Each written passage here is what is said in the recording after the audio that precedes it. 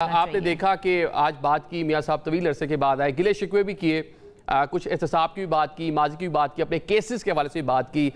तो क्या लगता है कि एक नए बयानिए की तरफ जा रहे हैं, वो किस तरफ चीज़ों को लेकर जा रहे हैं मियाँ साहब? मियाँ साहब ने जो भी बात की है इर्रेशनल बात की है, और उसके अंदर उन्होंने कतन ये ख्याल नहीं किया कि क्या हकीकत है। वो ऐसे समझ रहे हैं कि जो वो मुंह से लफ्ज़ निकाल रहे हैं यही हकीकत है, और सारी कौम जो है ये इतनी बेवकूफ़ हो चुकी हुई है कि वो इसको सच मान लेगी। आप देखिए तो सही कि मियाँ साहब से ये पूछा जाए, वो कहते हैं कि पहली बात तो उन्होंने की जो बिजली के मुतालिक।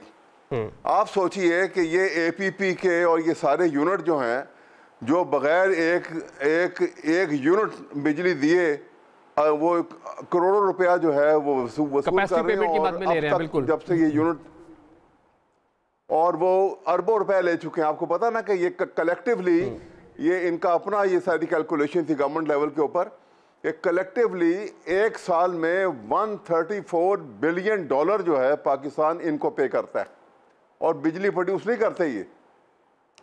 और ये कब लगे थे, ये मियाँ साहब से पूछो कि कहते हैं जी मेरा दौर बड़ा अच्छा था।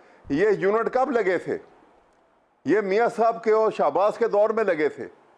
और उनसे ये भी पूछें कि इन यूनिट्स के मालिक कौन कौन हैं, तो आपको पता लगेगा कि वो शहबाज शरीफ साहब जो पब्लिकली कह रहे हैं कि मैं तो एक धेला भी तनख्वाह नहीं ले रहा और अपने पल्ले से चाय पानी का खर्च भी कर रहा हूँ, इनके साहबजादे जो हैं चिरनियोट का APP का जो यूनिट है पूरा, उसके मालिक हैं।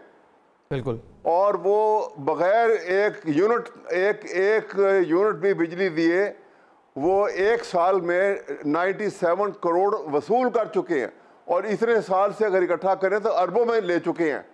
ये कौम का हाल ये कर रहे हैं। मियाँ साहब को ये समझ नहीं आती, ये किसको बेवकूफ़ बना रहे हैं। फिर कहते हैं कि मुझे क्यों निकाला, सुने ज़रूर उनसे।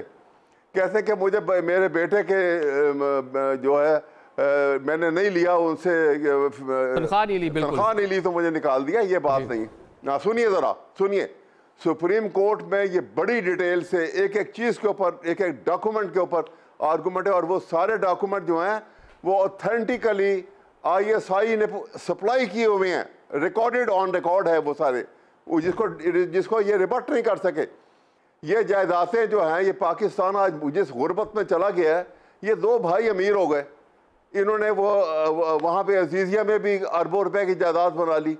इन्होंने यूरोप के वहाँ लंदन में भी आपने देखा कि वहाँ पे जो है वो एवर फील्ड की जायदाद जो है इनकी, वो सिर्फ एक उस जगह की जायदाद जो है वो अरबों रुपए में है।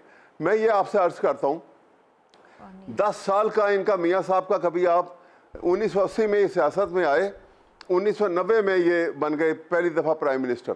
10 साल में दोनों भाइयों का आप इनकम टैक्स के रिटर्न निकाल के देख लें, 8,000, 7,000, 6,000, 5,000 ये एनुअल रिटर्न है इनके।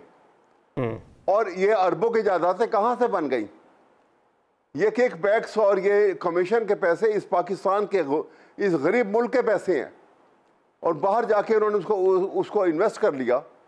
ये अच्छा, फिर उनसे पूछिए, कहते हैं मुझे अहमद अवैस साहब ये इल्जाम तराशियां तो चलती रहेंगी, लेकिन पौने 4 साल पाकिस्तान तहरीक इंसाफ की भी गवर्नमेंट थी, उस टाइम इस हवाले से क्यों कुछ इस तरह का काम नहीं हुआ? चले कुछ एविडेंस सामने लाते, कुछ सजाएं होती। पौने 4 साल एक लंबा अरसा है।